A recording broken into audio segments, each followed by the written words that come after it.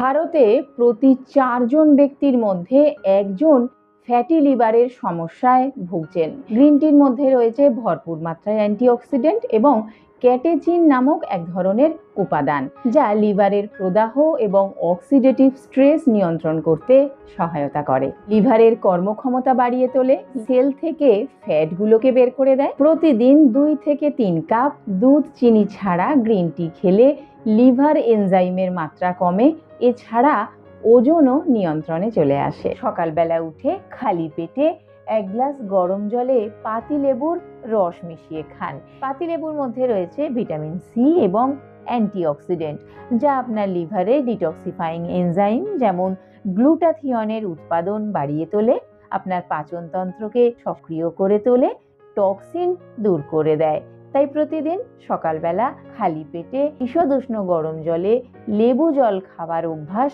গড়ে তুলুন। ধীরে ধীরে আপনার লিভারের জমা চর্বি বেরিয়ে যাবে।